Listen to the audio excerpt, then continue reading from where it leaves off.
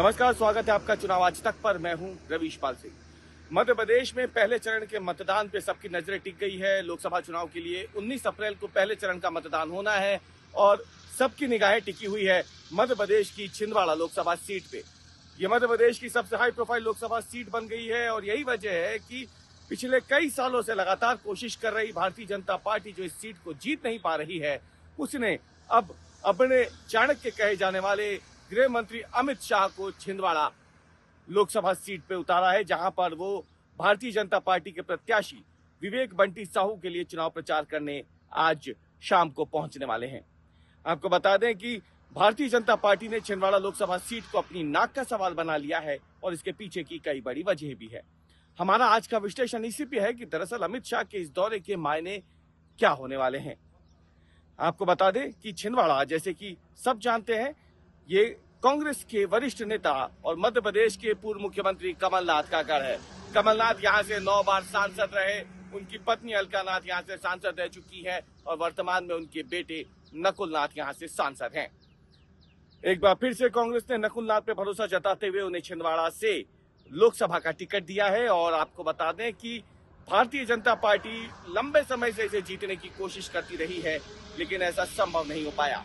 BJP ने विवेक बंटी साहू को यहां से उम्मीदवार बनाया है। वही बंटी साहू जो लगातार कमलनाथ से 2 बार विधानसभा के एक उपचुनाव और एक विधानसभा चुनाव में हार चुके हैं, लेकिन अब उन्हें उनके बेटे नकुल नाथ के सामने भारतीय जनता पार्टी ने अपना उम्मीदवार बनाया है।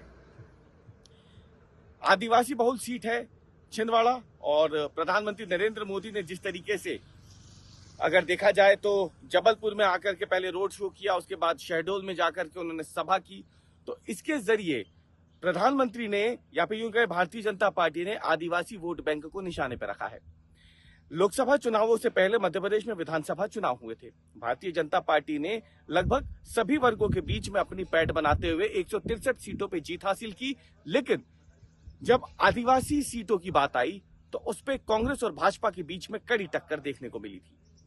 छिंदवाड़ा के आसपास की सभी विधानसभा सीटों पर अगर देखा जाए तो आदिवासी बहुतायत में है और हालिया संपन्न विधानसभा चुनाव में छिंदवाड़ा जिले की सभी सीटें कांग्रेस ने जीती थी। ऐसे में छिंदवाड़ा लोकसभा के तहत आने वाली जो 7 विधानसभा सीटें हैं, क्योंकि उसमें कांग्रेस ने अच्छा प्रदर्शन किया था, आदिवासी वोट बैंक के चलते भारतीय जनता पार्टी के कान उसी वक्त खड़े हो गए थे और उसके बाद से भाजपा ने एक तरीके से छिंदवाड़ा को अपनी नाक का सवाल बनाते हुए अपने तमाम बड़े नेताओं की बमबार्डिंग छिंदवाड़ा में कर दी थी।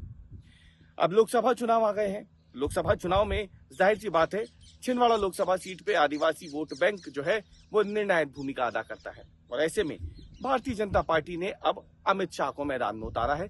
अमित शाह देर शाम छिंदवाड़ा में न केवल इस रोड शो को करने वाले हैं, बल्कि इसके अलावा वो आदिवासी समुदाय के बीच में जो मशहूर धार्मिक स्थल है वहां जाकर के दर्शन भी करेंगे। छिंदवाड़ा में वो आज रात्रि विश्राम भी करेंगे और उसके बाद वो बुधवार को सुबह मंदिर में दर्शन करने के बाद दिल्ली रवाना हो जाएंगे।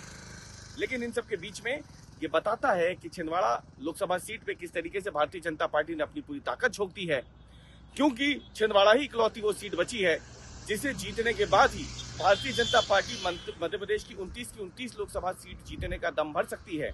ऐसे में भारतीय जनता पार्टी ने अपना पूरा ध्यान छिंदवाड़ा पे केंद्रित कर दिया है। 2019 के लोकसभा चुनावों में भी 29 में से 28 सीटें भाजपा ने जीती थी, लेकिन छिंदवाड़ा जीतने का उसका सपना ही रह गया था।